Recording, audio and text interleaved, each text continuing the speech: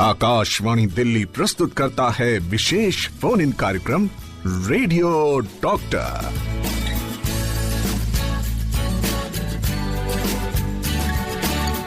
दोपहर के 3 बजे हैं। जितनी उबासियां लेनी है ले लो, क्योंकि अब जो हमारा टॉपिक है ना, आपकी नींद प्रॉपरली अच्छी तरह से खुलने वाली है। कार्यक्रम रेडियो डॉक्टर आकाशवाणी रेनबो पर शुरू हो चुका है। आपके साथ हूँ मैं मीना जैन, अपने श्रोताओं की सबसे बड़ी फैन। और आज का टॉपिक रेडियो डॉक्टर में है, इज स्पाइन सर्जरी सेफ? आहा, आंखें खुली, उबासी आते आते रुक गई। एक बार फिर से आज का topic, is spine surgery safe? और इस सिलसिले में हमारे साथ स्टूडियो में इस वक्त एक्सपर्ट है डॉक्टर अंकुर नंदा। आप है senior consultant, spine surgeon cum unit chief, Indian spinal injuries centre. नमस्कार मैम। डॉक्टर साहब, जैसे स्पाइन या रीढ़ की हड्डी शब्द आता है ना, तो सब अपने आप सीधे हो जाते हैं। तो रीढ़ की हड्डी या स्पाइन का पूरे शरीर के साथ कितना गहरा ताल्लुक है? मैम, पहले तो मैं आपको धन्यवाद देना चाहूँगा मुझे एक बार फिर यहाँ आमंत्रित करने के लिए। और मुझे लगता है कि आज का जो हमारा ये टॉपिक है ये बहुत ही महत्वपूर्ण है, क्योंकि हमारे लोगों में, हमारे देश में स्पाइन सर्जरी को लेके बहुत सारी मैं कहूँगा कि डर हैं, जो कि मैं आज चाहूँगा कि खुल के हम बात करें और उन्हें मुक्त करें उससे। आपने 16 आने सच कहा, 100% सही। देखिए, अभी हमने सिर्फ अनाउंस किया है और पहला सवाल जी दिनेश मेहंदी रत्ता जी का क्या है? What are the complication of spine surgeries?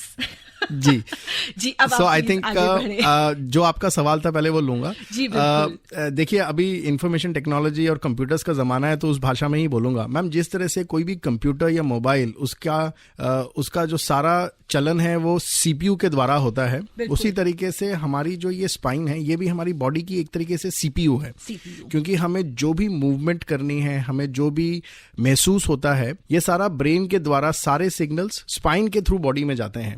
So even though अगर ब्रेन से सिग्नल आ भी रहे हैं, अगर आपकी स्पाइन, करोड़रज्जु या रीढ़ की हड्डी ठीक नहीं है, हेल्दी नहीं है, तो ये सारे सिग्नल्स आना बंद हो जाएंगे और बॉडी का सारे फंक्शंस इफेक्ट हो जाते हैं।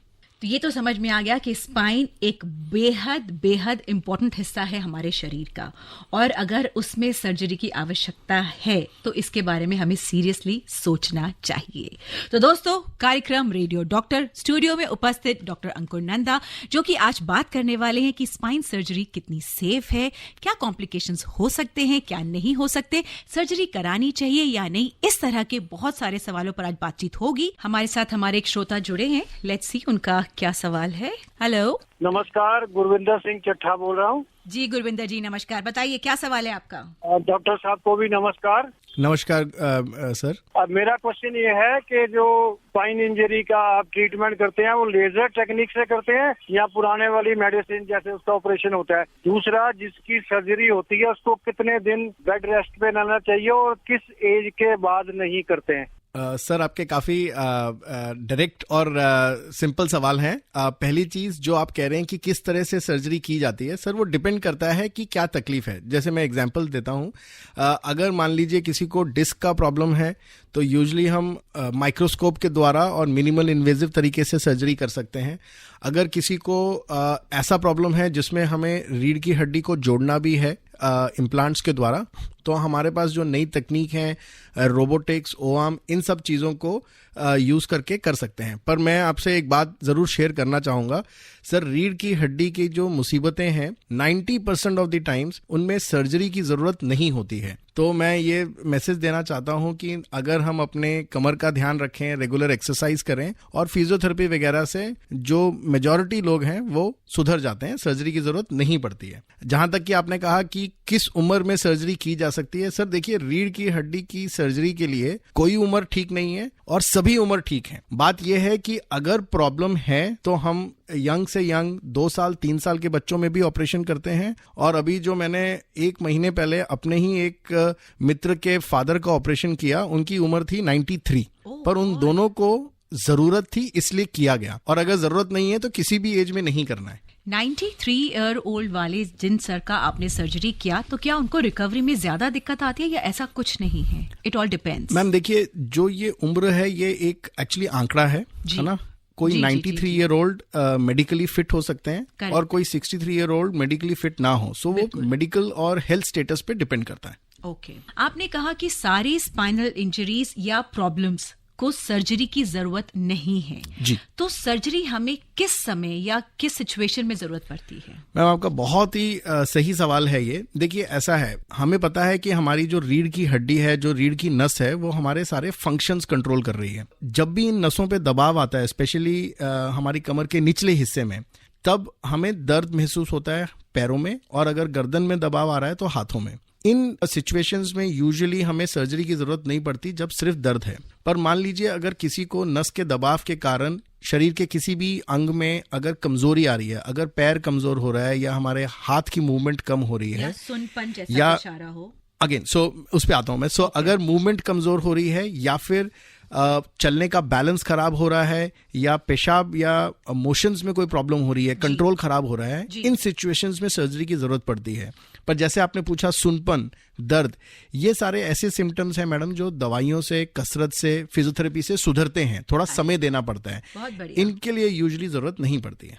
स्पाइन सर्जरी जो आज हो रही है और जो सर्जरी 20 साल पहले हो रही थी, उसमें कितना अंतर आया है? मैम जमीन आसमान का अंतर आ चुका है ना? क्योंकि पहले तो हम ये शुरू करेंगे कि जो हमारा डायग्नोस्टिक कैपेबिलिटी है, ये जान पाना कि कहाँ दिक्कत हो रही है, क्या दिक्कत हो रही है, उसमें बहुत ज्यादा इम्प्रूवमेंट आ गई है। और जब आप प्रॉब्लम सही से पहचान लेते हैं तो फिर उसका इलाज उतना ही इजी हो जाता है। अगर प्रॉब्लम समझ नहीं आ रही है तो फिर इलाज सीधी नहीं होगा। तो आप देखिए अब हमारे देश के कोने कोने में इजीली MRI, CT स्कैन्स, ये सारी मशीनें उपलब्ध हो गई हैं। इनफैक्ट यूरोपीय देश को देखें, उनके मुकाबले इंडिया में MRI करना इस समय मच इजियर और काफी सस्ता है। भी है। इनसे हमारी समझ रीढ़ की हड्डी के बारे में बहुत बदल गई है। पहले जो ऑपरेशंस होते थे मैडम, वो एक तरीके से एक्सपेडिशन होते थे कि भाई हमें लगता था कि जी यहाँ गड़बड़ होगी, जाके खोला जाता था, ढूंढा जाता था और किया जाता था। अब मैम ये पूरा गाइडेड होता है, आपको एग्जैक्टली पता होता है कि कौन सी नस कहाँ कितनी दब रही है और कहाँ टारगेट करना है। काफी फर्क आ चुका है। इसीलिए स्पाइन सर्जरी अब सेफ है और अगर जरूरत है तो करवा लेनी चाहिए। जी बिल्कुल। नहीं करवाएंगे तो क्या होगा और करवाएंगे तो क्या होगा? मैम अगर सही समय पे, सही, मैं बोलूंगा कि सही तकनीक से किया गया है तो रिजल्ट्स बहुत अच्छे हैं और यूजुअली लोग अपनी नॉर्मल लाइफ पर वापस चले जाते हैं। पर अगर देरी हो जाती है, कमजोरी जो पैर में या हाथ में आई है उसे समय हो गया, तो फिर सही और अच्छा ऑपरेशन करने के बावजूद भी रिकवरी में प्रॉब्लम होती है। इसलिए समय जो है बहुत महत्वपूर्ण है इसको करने के लिए। टाइमिंग बहुत इंपॉर्टेंट। जी डॉक्टर साहब, जब पता चलता है कि हमें स्पाइन सर्जरी की आवश्यकता है तो मन में एक सवाल आता है कि क्या हमें सेकंड ओपिनियन लेना चाहिए या नहीं? इस बारे में आप क्या कहेंगे? मैडम मुझे लगता है कि सेकंड ओपिनियन जरूर लेना चाहिए, और वो इसलिए नहीं कि जो फर्स्ट ओपिनियन है वो गलत है या फर्स्ट ओपिनियन में कोई कमी हो सकती है। वो इसलिए मैम क्योंकि रीढ़ की हड्डी का ऑपरेशन कराना एक छोटा डिसीजन नहीं है। ये जैसे ही किसी परिवार में रीढ़ की हड्डी की समस्या आती है, पूरे परिवार में एक पैनिक सा फैलता है, बहुत लोग चिंतित हो जाते हैं, सभी लोगों से बात करने लगते हैं और डिसीजन मेकिंग मुश्किल होती है। ऐसे में जब आप सेकंड ओपिनियन और थर्ड ओपिनियन लेते हैं और जब आपको सभी डॉक्टर एक ही ओपिनियन दे रहे हैं, तो फिर आपका थोड़ा विश्वास ज्यादा हो जाता है, कॉन्फिडेंस आता है और आप डर कर घर पे नहीं बैठ जाते, है ना। यूजुअली हमने देखा है कि वो मरीज जो कॉम्प्लिकेट होते हैं वो इसलिए कॉम्प्लिकेट हो गए होते हैं क्योंकि उनको ऑपरेशन की सलाह मिली होती है, घबरा रहे होते हैं और उस घबराहट में कोई डिसीजन नहीं ले पा रहे होते हैं और फिर केस बिगड़ जाते हैं। डिले होने की वजह से कॉम्प्लिकेशन सर्जरी में बढ़ जाते हैं। बिल्कुल। हेलो मैम, नमस्ते। मेरा नाम है सुगम गुप्ता, मैं दिल्ली से बात कर लूँ मैम। जी बताइए, क्या पूछना चाहते हैं आप? डॉक्टर साहब जी को भी नमस्ते जी। सुगम जी नमस्कार। डॉक्टर साहब, मेरा ये सवाल है कि मेरी कमर की हड्डी में दर्द रहता है। जी सुगम जी, देखिए रीढ़ की हड्डी में दर्द रहना एक काफी कॉमन बात हो गई है आजकल, और इसके सबसे ज्यादा कॉमन कारण होते हैं कसरत ना करना, हड्डी की कमजोरी होना, और महिलाओं में खास करके अगर महीने बंद हो चुके हैं तो हड्डियां काफी कमजोर हो जाती हैं। अगर सिर्फ कमर में दर्द है, नीचे पैरों में कोई दर्द नहीं आ रहा है, कोई सूनपन नहीं है, तो जहां तक मुझे लगता है मैडम ये अच्छी खुराक, कैल्शियम, विटामिन डी और मांसपेशियों की कसरत करने से सुधर सकता है। पर मेरी सलाह होगी कि आप अपने नज़दीकी डॉक्टर साहब के पास जाएं, ज़रूर जांच करा लें। अगर हमारे यहाँ आना चाहते हैं स्पाइनल इंजरीज में तो आपका बहुत बहुत स्वागत है। मनोहर लाल गांधी जी का चाणक्य चौक से मैसेज है कि सर्वाइकल गर्दन का दर्द क्या रीढ़ की हड्डी से कनेक्टेड है, और अगर हाँ तो क्या इसका इलाज संभव है दवाओं के जरिए, और अगर डिस्क प्रॉब्लम में अगर ऑपरेशन हुआ है तो क्या व्यक्ति पहले की तरह कामकाज कर सकता है? सर बहुत बहुत धन्यवाद आपके सवाल का। ये जो प्रश्न है कि डिस्क ऑपरेशन के बाद क्या आदमी पहले की तरह काम कर सकता है, जी बिल्कुल कर सकता है। पर आप इस बात को समझिए कि डिस्क ऑपरेशन से आदमी के काम करने का एक्चुअली इतना रिलेशन नहीं है। आप इस बात को समझें, अगर डिस्क की प्रॉब्लम हुई है मतलब कि हमारी बॉडी का एक शॉक एब्जॉर्बर खराब हो गया है। और ये जो ऑपरेशंस हैं सर, ये ऑपरेशंस इस डिस्क को जो नस को दबा रही है उसे निकालने के लिए किया जाता है। मतलब कि नस तो खुल जाएगी पर शॉक एब्जॉर्बर जो हमारा उम्र के कारण खराब हुआ है वो एक्चुअली सुधरा नहीं होता। इसलिए उसको सुधारने के लिए हमें ऑपरेशन के बाद कसरत करना जरूरी होता है, जो हम में से कई लोग नहीं कर पाते। हम प्रिकॉशंस नहीं रख पाते और वेट पे भी ध्यान नहीं दे पाते।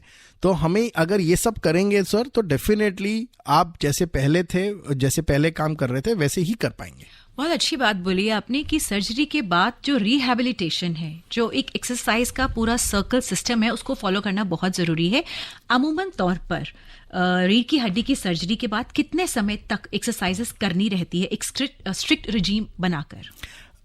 मैम मुझे खुशी आपने ये पूछा, क्योंकि आप देखिए ये जो एक्सरसाइज है ना, मैं हमेशा अपने पेशेंट्स को बोलता हूँ कि ये ब्रेकफास्ट की तरह है। आप रोज अपना नाश्ता करते हैं, ब्रेकफास्ट करते हैं, एक्सरसाइज करना ही है। कितने समय तक करना है ये सवाल ही जो है अपने आप में एक गलत सवाल है। करना ही है, और चाहे ऑपरेशन किया हो या ना किया हो। बहुत ही बढ़िया।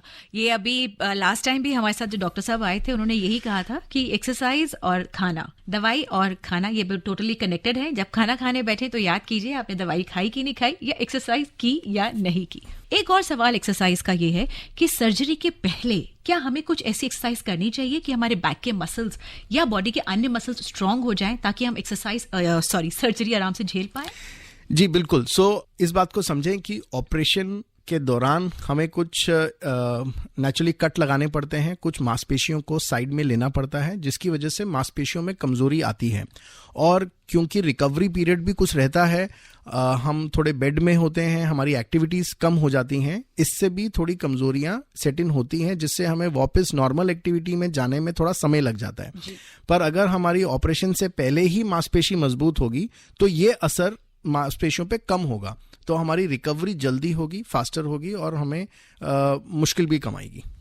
आप जिंदगी को गले लगाएंगे, जिंदगी आपको गले लगाएगी अगर आप सही समय पर अपने दर्द का, अपने मर्ज का इलाज कराएंगे। लेकिन हाँ, मन है और मन में तो 100 सवाल उठेंगे ही, और उन्हीं सवालों के जवाब देने के लिए डॉक्टर अंकुर नंदा आज यहाँ स्टूडियो में उपस्थित हैं। डॉक्टर साहब, आपने शुरू में ही कहा कि जो 20 साल पहले सर्जरी होती थी और जो अब होती है उसमें बहुत अंतर आ गया है। तो सर्जरी अब किस तरह से सेफ हो गई है? आदमी क्यों निश्चिंत होकर जाके अपनी सर्जरी कराए? मैम आई थिंक मैं इसके लिए श्रेय दूंगा अपने इंजीनियर फ्रेंड्स को, क्योंकि जो मेडिकल इंजीनियरिंग है उसने काफ़ी प्रगति की है। जैसे मैं एक एग्जांपल देता हूँ, अब हमारे पास एक तकनीक है जिसको न्यूरो मॉनिटरिंग कहते हैं। पहले जो सर्जरीज होती थी मैम, उसमें हम क्या करते थे, जैसे हमने मरीज को ऑपरेशन थिएटर पे लिया, टेबल पे लिया, एनेस्थीसिया दिया, मरीज सो जाते थे, उसके बाद सारी सर्जरी की जाती थी ध्यान देकर। और जब सर्जरी खत्म होती थी, हमने अपना जो भी रीढ़ की हड्डी में करेक्शन करना है या नसों को खोलना है, वो सारा करने के बाद जब मरीज एनेस्थीसिया से बाहर आने लगते थे और जब उन्हें हाथ या पैर हिलाने के लिए कहा जाता था और जब वो मूवमेंट करते थे, तब समझ आता था कि हाँ सब कुछ ठीक गया है। अदरवाइज पहले और कोई तरीका नहीं था ये पता करने का? जी। ऑपरेशन के दौरान क्योंकि मरीज सो रहे होते हैं, उनको दवाई दी गई होती है जिससे कि वो मूवमेंट ना करे, इसलिए ऑपरेशन के दौरान ये पता करने का तरीका नहीं होता था। तो अगर आप कोई ऐसा स्टेप कर रहे हैं जिससे कि नस पे दबाव आ रहा है या कोई तकलीफ हो रही है, तो वो पता नहीं लगती थी। पर अब ये चीज़ें चेंज हो गई हैं। अब हमारे पास एक तकनीक है जिसको न्यूरो मॉनिटरिंग कहते हैं। इस तकनीक में हम लोग पेशेंट को एनेस्थीसिया देने के बाद उन्हें एक कंप्यूटर से कनेक्ट करते हैं अलग अलग बॉडी के हिस्सों में इलेक्ट्रोड्स लगाए जाते हैं और ऑपरेशन के दौरान स्टेप बाय स्टेप जब भी कोई क्रिटिकल स्टेप कर रहे होते हैं तो इन इलेक्ट्रोड्स के द्वारा हम उनकी मसल्स की मूवमेंट मॉनिटर कर पाते हैं कि इन मसल्स में मूवमेंट आ रही है कि नहीं, स्पाइनल कॉर्ड में कंटिन्यूटी, स्पाइनल कॉर्ड से तरंगे पास हो रही हैं या नहीं हो रही हैं। सो अगर कोई ऐसा क्रिटिकल स्टेप आता है जो कि स्पेशली रीढ़ की हड्डी जब मुड़ गई होती है, डिफॉर्मिटी हो गई होती है, इसमें यूज़ किया जाता है इसको। तो जब भी ऐसा कोई क्रिटिकल स्टेप जिसमें कि ये प्रॉब्लम आ सकती है हम करते हैं तो कंटिन्यूस मॉनिटरिंग करते रहते हैं। इससे हमें पल पल का पता रहता है कि मरीज ठीक है, रीढ़ की हड्डी पे कोई प्रॉब्लम नहीं है और सर्जरी जो है सेफली आगे हम कर सकते हैं। सो इससे सेफ्टी काफ़ी बढ़ जाती है। ऑफ कोर्स ये 100% फुल प्रूफ नहीं करती बट काफी हद तक सेव कर देती है। एक क्वेश्चन हमेशा दिमाग में आता है, क्या सर्जरी बहुत पेनफुल होती है और क्या कुछ लंबे अरसे तक पेन किलर्स खाने पड़ेंगे? मैडम देखिए, सर्जरी को किया जा रहा है एक्चुअली दर्द कम करने के लिए। सो जहां तक कि सर्जरी के दौरान की बात है, जरा भी पेन नहीं होगा क्योंकि मरीज एनेस्थीसिया में हैं, उन्हें पेन किलर्स दिए जा रहे हैं, तो उस समय तो उन्हें कुछ पता नहीं चलेगा। पर हाँ, ऑपरेशन के बाद दर्द होने के चांसेस रहते हैं और यूजुअली पहले 48 घंटे जो हैं वो थोड़े से मरीज के लिए मुश्किल होते हैं क्योंकि ऑपरेशन बिल्कुल फ्रेश हुआ होता है। जी। पर अब मैडम अगेन तकनीक काफ़ी बदल गई हैं। अब हमारे पास पेन कंट्रोल करने के लिए काफ़ी अलग अलग चीज़ें उपलब्ध हो गई हैं। एक चीज़ होती है जिसे हम पेशेंट कंट्रोल एनाल्जेसिया बोलते हैं, जिसमें पेशेंट को एक बटन दे दिया जाता है और ये बटन जो है एक हमारी मशीन जो कि दर्द की दवा दे रही है उससे कनेक्टेड होता है। तो जब भी मरीज को दर्द महसूस होता है वो बटन दबाते हैं, दवाई अपने आप चली जाती है। अच्छा, इसमें सेफ्टी मैकेनिज्म इतना अच्छा है कि आप अगर बार बार बटन दबाएंगे तो मशीन ओवरडोज नहीं करने देगी।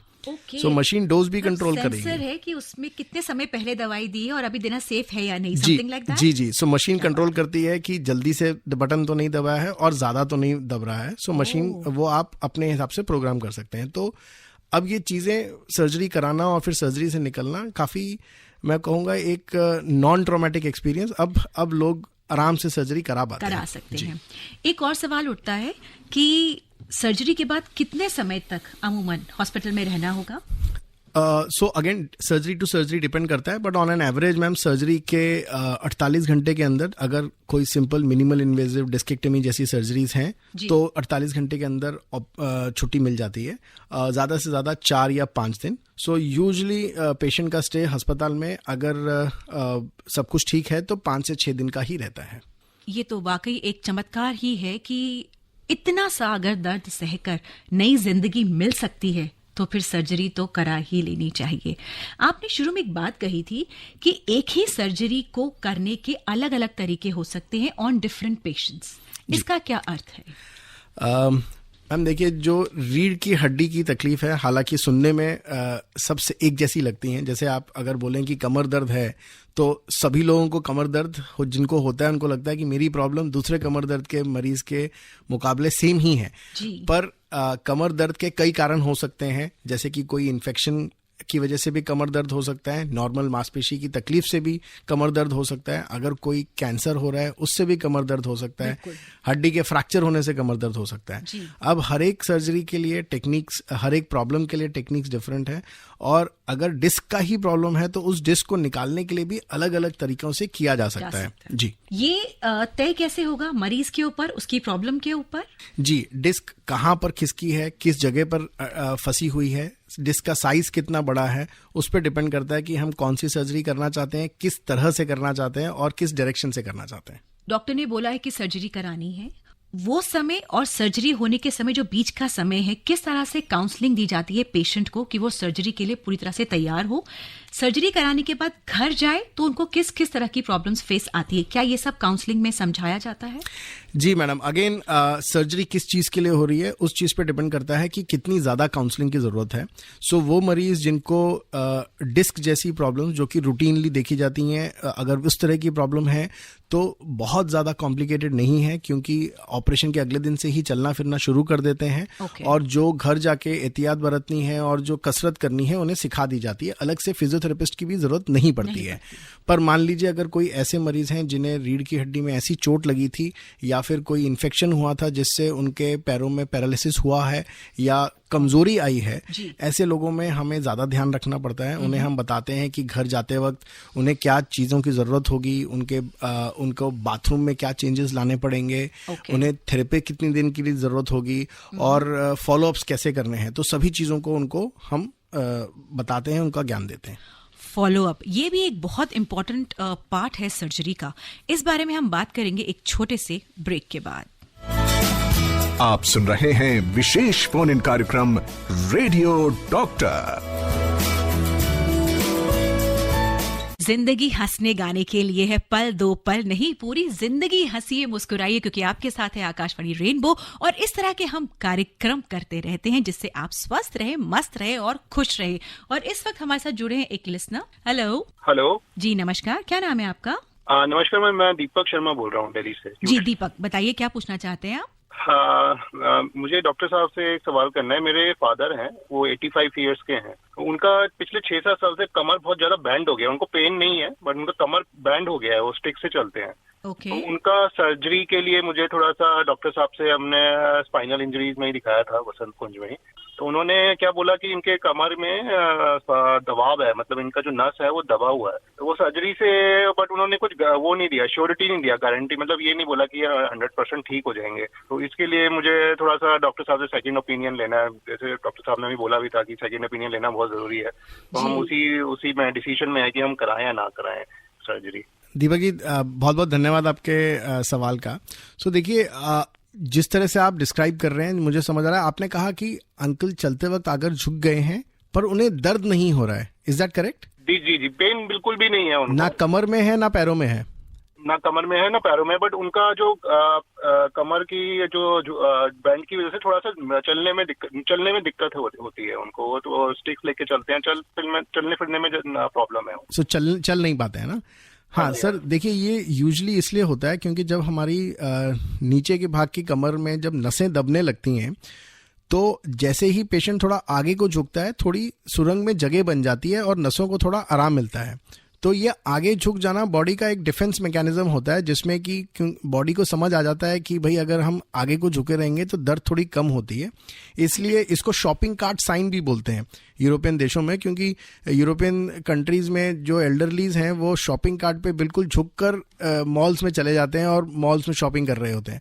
सो ये झुकना उसकी वजह से ही है, उनकी नसों के दबने की वजह से ये प्रॉब्लम हो रही होगी। पर देखिए, इन चीज़ों में गारंटी देना तो एक बहुत ही बड़ी एक मुश्किल चीज़ है। पर जी हाँ, आई एम श्योर कुछ केस में और भी कुछ चीज़ें रही होंगी जिसके कारण प्रोबेबली उन्होंने बहुत ज़्यादा क्लियरली आपको सर्जरी के लिए नहीं जवाब दिया होगा, क्योंकि मुझे लगता है कि शायद कुछ मेडिकल मॉर्बिडिटीज़ का भी इशू होगा और साथ ही साथ शायद हो सकता है कि रीढ़ की हड्डी के स्ट्रक्चर में टेढ़ापन भी आ रहा हो जिसके लिए हमें बड़ी सर्जरी करने की ज़रूरत हो। सो इन पेशेंट्स में जो 80 इयर्स के ऊपर हैं, 85 इयर्स के हैं सर, बड़ी सर्जरीज करना भी एक अपने आप में चैलेंज है। और हमारी एज अ डॉक्टर कोशिश ये रहती है कि अगर मैं इनको मदद नहीं कर सकता हूं तो फिर एटलीस्ट उनको और नुकसान ना हो। तो इस कश्मकश में यूजुअली हम कई बार रहते हैं और शायद इसलिए वो बहुत कॉन्फिडेंटली उन्होंने आपको नहीं बोला होगा, क्योंकि उन्हें लग रहा होगा कि शायद इसमें कॉम्प्लिकेशंस आने के भी, मेडिकल कॉम्प्लिकेशंस आने के भी चांसेस हैं। बट अगर आप चाहें तो हम फिर से एक बार केस को रिव्यू कर सकते हैं और आपको क्लैरिटी दे सकते हैं इस पर। आई थिंक क्योंकि आपके पास सारे पेपर्स और MRIs रिपोर्ट्स भी नहीं है, ब्लड रिपोर्ट्स भी नहीं है, तो कहना कुछ भी थोड़ा मुश्किल है। तो अच्छा होगा दिनेश जी अगर आप पूरी रिपोर्ट्स और कागज के साथ एक सेकेंड ओपिनियन के लिए वापस एक चक्कर लगा लें हॉस्पिटल का, तो I think it can be helpful. एक मैसेज आया है 70 वर्षीय रिटायर्ड ओल्ड प्रोफेसर का, नाम है डॉक्टर NV उपाध्याय, आनंद, गुजरात से। ये कहना चाहते हैं कि 12 अगस्त 2022 को इनका फ्रैक्चर इन नंबर 12 डोर्सल स्पाइन में हुआ था। फिलहाल वो चल सकते हैं, बैठ सकते हैं और नींद भी ठीक ठाक आती है, लेकिन थोड़ा दर्द है, खास तौर पे अगर वो ज्यादा लंबा चले या बैठे। तो आप उनको क्या सजेस्ट करेंगे? अभी तक उन्होंने जहां भी दिखाया है उनको सर्जरी के लिए मना किया गया है। डॉक्टर साहब बहुत बहुत धन्यवाद आपके मैसेज का। देखिए, जो ये फ्रैक्चर हुए हैं, अगर ये मान लीजिए आपका फ्रैक्चर एक हल्की चोट के कारण हुआ है तो फिर मोस्ट प्रोबेबली ये हड्डियों की कमजोरी के कारण होने वाला फ्रैक्चर है। और यूजुअली 90% लोगों में ये हड्डी की कमजोरी के कारण होने वाले फ्रैक्चर्स अपने आप ठीक हो जाते हैं, पर कई पेशेंट्स में दर्द बना रहता है और उसके कारण कई तरह के कारण हैं, जैसे कि एक तो खुद हड्डी की कमजोरी। तो पहला सुझाव मेरा आपसे यह है कि क्या आपका बोन डेंसिटी टेस्ट हुआ है और क्या उसके लिए हमने ज़रूरी मेडिसिन शुरू करी हैं। देखिए, नॉर्मली हम सोचते हैं कि कैल्शियम और विटामिन डी से मेरी हड्डी मजबूत हो जाएगी। ये समझना बहुत ज़रूरी है कि कैल्शियम और विटामिन डी से हम हड्डियों को कमज़ोर होने से रोकना चाहते हैं, पर अगर हड्डी कमज़ोर है तो फिर इससे काम नहीं बनेगा। इसके सिवाय हमें फिर कुछ इंजेक्शन या दवाइयाँ लेनी पड़ती हैं जिससे हड्डी मजबूत हो। तो पहली तो ये एक चीज़ है जो आपको मदद करेगी। दूसरी चीज़, फ्रैक्चर होने से रीढ़ की हड्डी का शेप चेंज होता है, थोड़े हम आगे को झुक जाते हैं जिससे दर्द और होता है, और इसलिए अगर हम बैक के मसल्स की एक्सरसाइज करेंगे तो ये हमारी शेप को मेंटेन करने में मदद करता है। इन सब के बावजूद भी अगर दर्द में फ़ायदा नहीं हो रहा है तो फिर मेरा सजेशन है कि आप पेन स्पेशलिस्ट से मिलें, या वो डॉक्टर साहब जो पेन स्पेशलिस्ट हैं, जो पेन के लिए देखते हैं। जो पेन स्पेशलिस्ट हमारी स्पेशलिटी है, ये भी एक नई स्पेशलिटी है जो कि दर्द का में हमें फ़ायदा देती है इंजेक्शंस के द्वारा। सो कई तरीके के इंजेक्शंस होते हैं, जैसे फेसेट ब्लॉक्स हैं, पेन ब्लॉक्स हैं, नर्व रूट ब्लॉक्स हैं, जिनको देने से हमारे दर्द सुधर जाते हैं और फिर कसरत से मेंटेन किए जा सकते हैं। तो मेरी तरफ से 3 चीज़ें, एक ऑस्टियोपोरोसिस, दूसरा एक्सरसाइजेस, और अगर इनसे भी फ़ायदा नहीं हो रहा है तो पेन स्पेशलिस्ट या फिर कोई स्पाइन सर्जन जो इंजेक्शंस देते हों उनका सलाह ली जा सकती है। वरुण का मैसेज है दिल्ली मंगोलपुरी से कि मैं 34 वर्षीय हूँ और मेरे हाथ पतले पतले हैं, ताकत भी ज़्यादा नहीं लगती है। एक्सरे कराने पर यह पता चला है कि मेरी रीढ़ की हड्डी टेढ़ी है, तो क्या इस उम्र में उनको सर्जरी करवानी चाहिए और क्या उनको इससे फायदा होगा? सर देखिए, ये देखना पड़ेगा कि रीढ़ की हड्डी टेढ़ी है अगर तो किस कारण से टेढ़ी है और कितना ज़्यादा टेढ़ी हो गई है। आपने कहा कि आप 34 वर्ष के हैं और अब जाकर हमें पता चला है कि रीढ़ की हड्डी टेढ़ी है। नॉर्मली सर जो ये स्कोलियोसिस होता है या रीढ़ की हड्डी का जो टेढ़ापन है, इडियोपैथिक स्कोलियोसिस, ये हमें जब हम स्कूल में होते हैं तभी जानकारी हो जाती है। 14, 15, 16 साल की उम्र तक पता लग जाता है। अगर आपको नहीं पता लग पाया है, इसका मतलब ये स्कोलियोसिस इतना बड़ा होगा ही नहीं, इसलिए अब तक नोटिस नहीं हुआ और बाई चांस एक्सरे में नोटिस हुआ है। तो जहां तक मेरा ख्याल है, वो स्कोलियोसिस जो आपने नोटिस नहीं किया, एक्सरे में पता चला है इतना बड़ा नहीं होगा, तो फिर इसकी मोस्टली ज़रूरत सर्जरी की नहीं होगी। रंजन लाल का मैसेज है उनकी धर्मपत्नी के नाम कि वो 42 वर्ष की हैं और एक बार साइकिल से गिर गई थी, उनके कंधे में काफी गहरी चोट लगी थी और हड्डी भी टूटी थी। अब जब से उनकी रीढ़ में जो बहुत दर्द रहता है, क्या वो एक कारण हो सकता है जो वो नीचे गिरी थी? और दूसरा, अब ऐसे में उनको क्या करना चाहिए? सर देखिए, क्या होता है, अमूमन हम लोगों को जब भी कहीं दर्द शुरू होती है तो हम उसको कहीं ना कहीं किसी चोट से जोड़ने की कोशिश करते हैं और ये मान बैठते हैं कि ये चोट के कारण ही हुआ है, और फिर कई बार असली कारण से दूर हो जाते हैं, या फिर ये नॉर्मल चीज़ें होती हैं जो कि दर्द दे रही हैं, जैसे हमारी जीवन शैली। सो मेरे हिसाब से देखिए, अगर चोट काफ़ी दिन पहले लगी थी और दर्द अब शुरू हुआ है तो मुझे नहीं लगता कि वो चोट की वजह से होगा। मुझे लगता है कि आप अगर बहुत ज़्यादा दर्द नहीं है तो पहले कसरत करें, थोड़ी सिकाई वगैरह, थोड़ी फिजियोथेरेपी लेकर देखें। फिर भी बेहतर नहीं होता है तो एक लोकल डॉक्टर साहब से, जो हड्डी के डॉक्टर हो, उनसे मिल लें। एक मैसेज है दिल्ली से, उन्होंने अपना नाम नहीं लिखा है, पर उनके फादर के लिए रोबोटिक सर्जरी बोली गई है, तो वो थोड़े कंफ्यूज हैं कि रोबोटिक सर्जरी बेहतर है या एक डॉक्टर के हाथों द्वारा सर्जरी बेहतर है, तो वो इस बारे में थोड़ी आपसे जानकारी चाहते हैं। सर देखिए, इस दुनिया में आज टेक्नोलॉजी इम्प्रूव हो रही है और टेक्नोलॉजी का काम ही ये है कि हम वो चीज़ कर सकें जो कि शायद नॉर्मली इतनी अच्छी से ना हो सके। सो रोबोटिक सर्जरी डेफिनेटली एक ऐसी ही एक तकनीक है जो कि हमारे इस काम को और बेहतर बनाती है और एक्यूरेट बनाती है और सेफ बनाती है। रोबोटिक सर्जरीज जो स्पाइन की हो रही हैं उसमें हम रोबोट का इस्तेमाल जो है वो जो हम फिक्सेशंस करते हैं, जो हमें पेच लगाना पड़ता है हड्डी को पकड़ने के लिए, उसके लिए किया जाता है।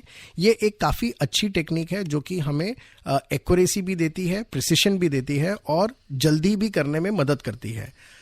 पर यह बात ज़रूर है कि ऐसा नहीं है कि रोबोटिक सर्जरी नहीं हुई तो फिर सर्जरी ठीक नहीं होगी, पर यह है कि ये हमें बस एक नेक्स्ट लेवल पर ले जाने में मदद करती है। हम स्पाइनल इंजरी सेंटर में भी इस तकनीक का इस्तेमाल करते हैं। हमारे पास भी एक रोबोट है जिसे हम कॉम्प्लिकेटेड केसेस के लिए यूज करते हैं, और दूसरी पद्धति जो ओआर्म्स, इंट्रा ऑपरेटिव सीटी स्कैन्स और नेविगेशन, उन्हें यूज किया जाता है। इन सबसे डेफिनेटली सर्जरी सेफ हो जाती है। तो नई चीजों को गले लगाना भी जरूरी है, फायदा ही होगा, जो कि ऑलरेडी ट्राइड एंड टेस्टेड है। जी बिल्कुल।